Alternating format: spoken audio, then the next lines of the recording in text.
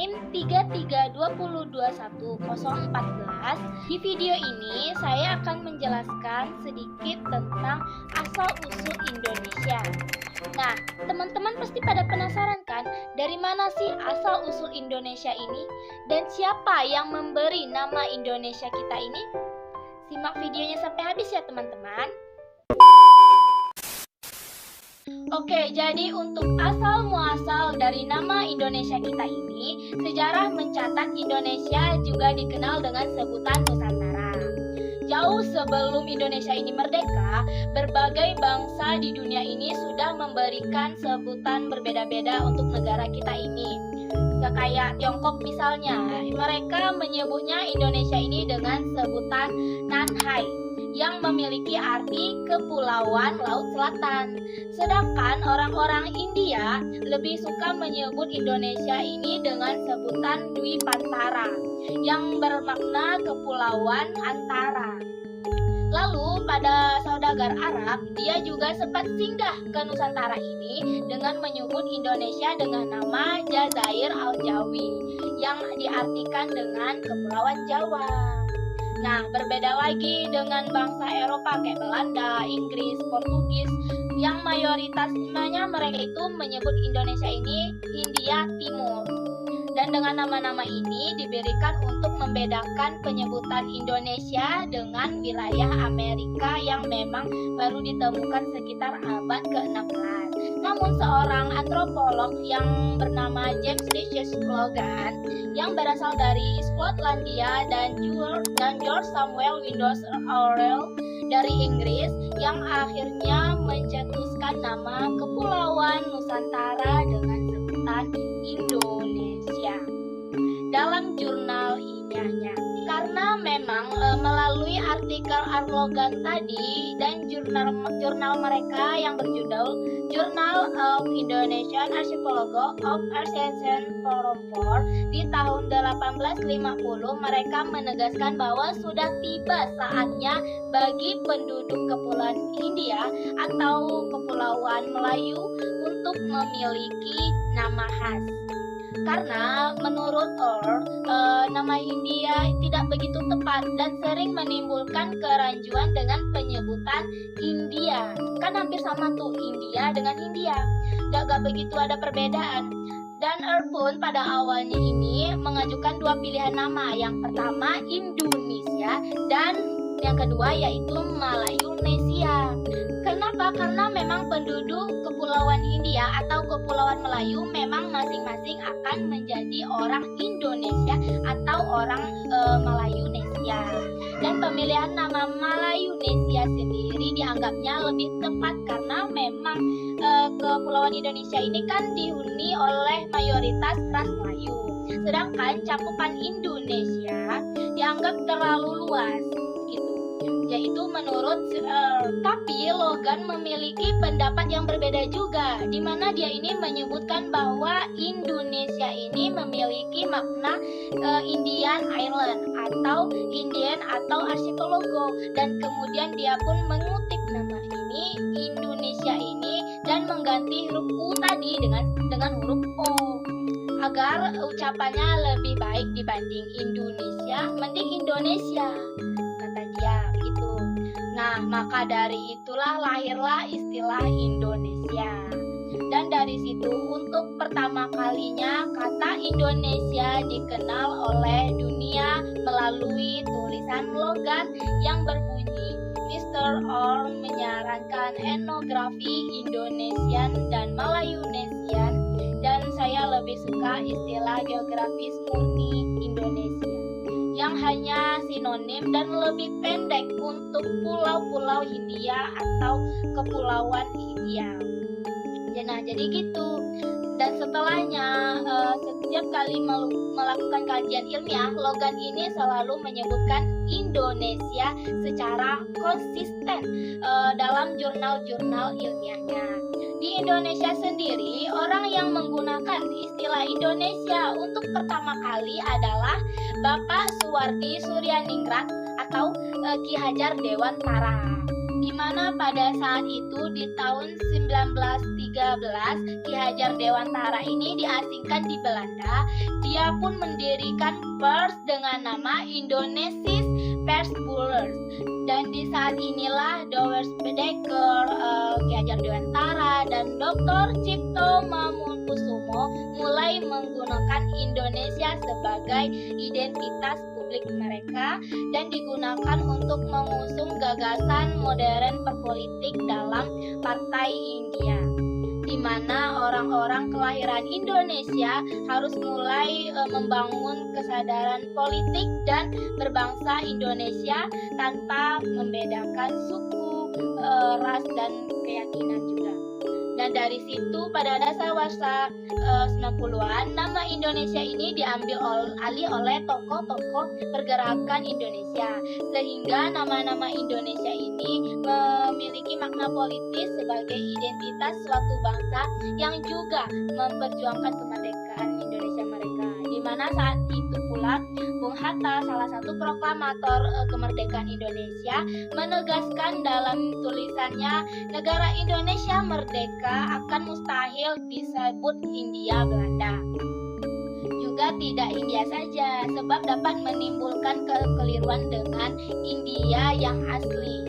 Karena bagi kami nama Indonesia menyatukan suatu tujuan politik karena melambangkan dan cita-citakan suatu tanah air pada masa depan. Dan untuk mewujudkannya, tiap orang Indonesia akan berusaha dengan segala tenaga dan kemampuannya. Ujar Bung Hatta.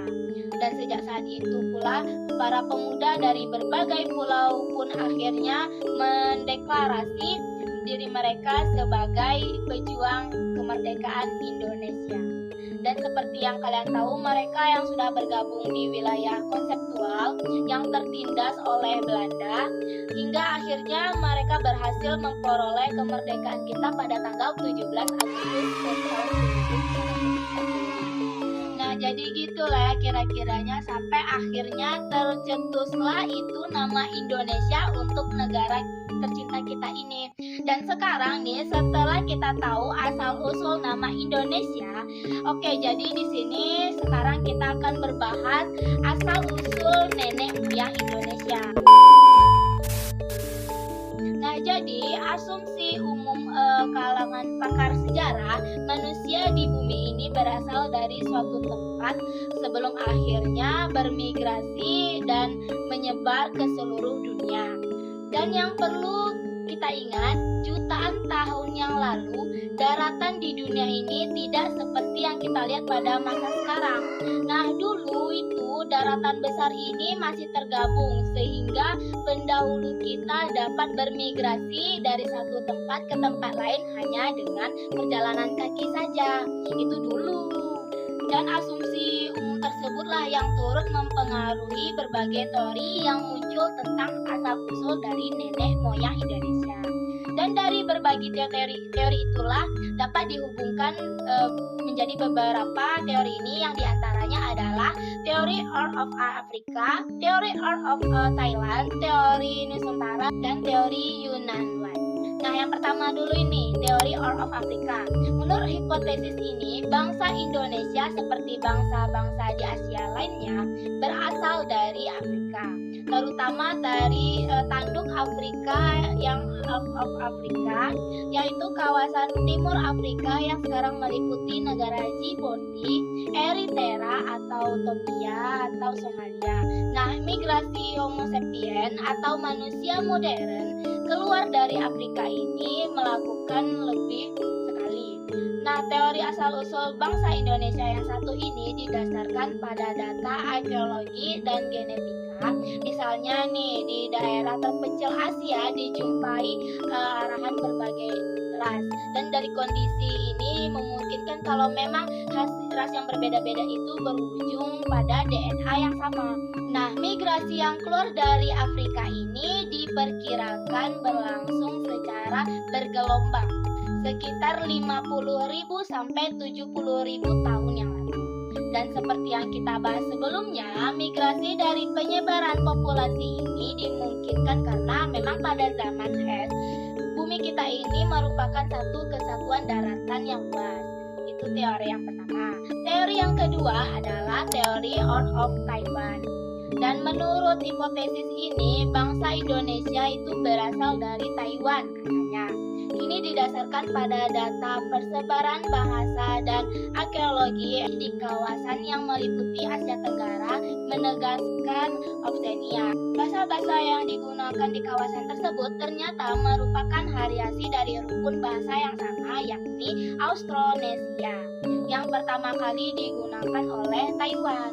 Dan data akan bahasa itu dikuatkan oleh fakta persebaran artefak dari peninggalan bangsa Austronesia ini yang meliputi kawasan yang sama juga. Ditunjukkan pula bahwa artefak dari Taiwan lah yang berumur paling tua. Nah, migrasi Austronesia dari Taiwan ini terjadi sekitar 5.000 tahun yang lalu. Dan adapun keunggulan bangsa ini adalah dalam hal maritim dari pertanyaan mereka yang memungkinkan mereka ini menyebar sampai wilayah jauh sekaligus penghuni tempat-tempat yang baru, dan dikatakan pada saat itu kemungkinan mereka ini masuk ke Indonesia melalui jalur Malaysia dan Filipina. Karena memang kondisi tanah Indonesia yang cocok untuk pertanian menjadi pendukung penyebaran mereka ke berbagai pulau di Indonesia. Itu teori yang kedua. Teori yang ketiga adalah teori Yunan. Nah, teori ini menyatakan bahwa asal-usul bangsa Indonesia ini berasal dari wilayah Yunan, Tiongkok.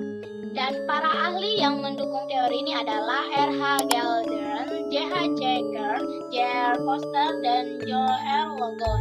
Di mana R.H. Geldern ini mengkaji kemiripan kebudayaan megalitik masyarakat wilayah Yunan dengan kebudayaan megalitik di wilayah Asia Tenggara dan juga beberapa wilayah di bagian Pasifik atau juga dikenal kebudayaan Austronesian tadi. Dan migrasi wilayah manusia tengah di kawasan Nusantara ini disebabkan oleh faktor terdesak oleh bangsa yang memang lebih kuat. Dan berdasarkan teori ini ada 3 gelombang kedatangan tersebut, yakni Proto-Melayu, Deutero-Melayu, dan Melanozoid. Nah, Proto-Melayu atau Melayu tua ini pertama kali ke Indonesia pada 1500 sebelum Masehi, dan mereka masuk ke Nusantara jalur darat dan jalur laut. Nah, Proto-Melayu ini memiliki kebudayaan yang sangat maju pada saat itu. Dilihat dari hasil penemuan fosil yang terbuat dari batu. Dan setelah kehadiran Proto-Melayu ini, datanglah itu sekawan Deutero-Melayu atau Melayu muda sekitar 300 sampai 400 ribu Masehi. Dan mereka masuk ke wilayah Nusantara bagian barat yang kini memiliki kebudayaan yang lebih maju ketimbang Proto-Melayu yang awal tadi. Dan teori ini pun dibuktikan dengan peninggalan 2 suku bangsa, yaitu Proto-Melayu yang mewarisi kebudayaan Paleolitikum, itu zaman batu, zaman yang memiliki ciri khas perkembangan alat-alat batu, dan Deutero-Melayu yang mewarisi kebudayaan perunggu, yaitu zaman perunggu, di mana perkembangan sebuah peradaban yang ditandai dengan penggunaan teknik melebur tembaga dari hasil bumi dan membuatnya menjadi perunggu. Nah, dikabarkan suku Dayak dan suku Toraja adalah keturunan dari Proto-Melayu ini, sedangkan suku Jawa, suku Melayu, Bugis menjadi keturunan dari Deutero-Melayu. Dan selain Proto-Melayu dan Deutero-Melayu tadi, ada juga nih bangsa Melanozoid yang datang ke Papua pada akhir zaman es sekitar 70.000 sebelum Masehi. Dan terus tadi yang keempat yaitu teori Nusantara, di mana teori Nusantara ini meyakini bahwa asal-usul bangsa Indonesia ini lahir dari bangsa Indonesia itu sendiri. Dan teori Nusantara ini didukung oleh Profesor Muhammad Yamin, J. Crawford, Sultan Takdir, Ali Syabana, dan Gors Kerafa. Dan dasar ini dibuktikan bangsa Melayu merupakan bangsa yang telah memiliki peradaban tinggi sehingga tidak memerlukan migrasi atau kedatangan asing ke wilayah Nusantara. Dan melalui teori ini, Profesor Muhammad Yamin ini pun mencoba untuk menyangkal teori-teori yang telah ada sebelumnya. kayak Afrika, Taiwan, karena memang beliau berpendapat bahwa orang Indonesia itu berasal dari Indonesia itu sendiri, bukan berasal dari luar. Dan beliau pun menyatakan bahwa semua fosil dan artefak lebih banyak, lebih lengkap di Indonesia daripada di daerah lainnya di Asia. Dan menurut pandangan beliau, orang Indonesia adalah asli berasal dari wilayah Indonesia yang sepenuhnya bernama Nusantara itu. Dan dia pun bahkan meyakini bahwa ada sebagian bangsa atau suku di luar negeri yang justru berasal dari Indonesia. Dan teori-teori yang sudah dipaparkan para ahli memang berbeda-beda. Perbedaan ini pun dapat dimengerti dengan melihat bahwa memang masing-masing pendapat berdasarkan sudut pandang yang berbeda juga, seperti persebaran bahasa. Ada pula yang melihat persebaran peninggalan artefak-artefak seperti logam, tulang, pendapatan rumah tangga, atau juga bahkan fosil-fosil manusia purbanya. Jadi kalau misalnya ditanya sekarang dari mana asal-usul nenek moyang Indonesia, rasanya dari pembahasan teori-teori sebelumnya mungkin juga pasti akan sulit nih untuk memberikan jawaban yang pasti atas pertanyaan itu. Nah, jadi nih ada dari sepanjang itu, inti dari artikel tersebut adalah dari tinjauan sejarah daerah Nusantara mulainya yaitu tanah yang tidak bertuan, sampai akhirnya banyak itu berdatangan para pendatang sejak zaman Homo erectus atau dari manusia pertama, sehingga berbagai banyak jenis dan rumpun manusia yang datang dan akhirnya menyebut Nusantara ini seperti rumah mereka. Dan apabila mendefinisikan nenek moyang orang-orang Indonesia sebagai masyarakat yang paling lama tinggal di tanah Nusantara ini, maka berarti yang pantas disebut oleh nenek moyang Indonesia adalah siapa? Ya, Homo erectus tadi, atau gelombang manusia pertama yang datang dari Afrika, yang tinggal selama Homodus 1,5 atau 1,7 tahun yang lalu. Tapi jika kita mendefinisikan sebagai manusia modern atau Homo sapiens yang datang pertama ke Nusantara, maka jawabannya adalah rumpun Melanesia yang sekarang direpresentasikan oleh suku-suku di Papua. Nah, jadi apakah dapat kita katakan bahwa orang asli Indonesia ini cuma dari bangsa Papua? Mungkin bisa aja, mungkin nih. Tapi terlepas dari semua definisi yang sudah kita sebutkan tadi, saya setuju dengan pendapat bahwa memang betul warga keturunan Arab, India, dan Tionghoa yang ada di Indonesia ini adalah pendatang. Sebagaimana juga halnya dengan orang-orang Melayu dan Papua datang ke Indonesia, dia juga pendatang juga. Dan para manusia dari berbagai rumpun kesukuan inilah yang berdatangan silih berganti dan mengklaim bahwa tanah ini adalah tanah milik mereka. Kekuasaan jatuh bangun dari zaman kerajaan hingga Belanda sampai akhirnya kini menjadi negara Indonesia yang mewarisi keanekaragaman yang luar biasa. Dan perlu kita ingat juga bahwa kekayaan budaya yang kita nikmati sekarang ini lahir dari proses asimilasi, menerima perbedaan budaya, menghasilkan budaya campuran, dan pada akhirnya menjadi identitas bangsa yang baru, yaitu Indonesia kita ini. Dari keragaman gelombang manusia pertama yang datang ke tanah kita ini pada awal tidak bertuan inilah yang akhirnya menciptakan Indonesia ini dengan beragam suku, ras, budaya, dan lain sebagainya. Oke teman-teman, jadi itu tadi hasil rangkuman saya dari beberapa artikel-artikel yang sudah aku rangkum. Karena memang mengetahui teori asal-usul negara Indonesia ini tentunya bisa memperluas dan membuka pandangan kita pada sejarah Indonesia. Dan dengan menyadari hal ini, mudah-mudahan kita semua kembali bahwa rasa toleransi yang dimulai dari rasa menghormati, saling menghormati perbedaan adalah suatu hal yang sangat penting. Saya sangat setuju sekali bahwa perbedaan itu adalah hal yang lumrah dan berbeda itu sangat indah. Baiklah teman-teman, sekianlah video saya kali ini. Jika ada kata yang salah atau ada kekurangan, saya mohon maaf karena saya hanya manusia biasa yang tak luput dari kesalahan. Baiklah, saya akhiri dengan wassalamualaikum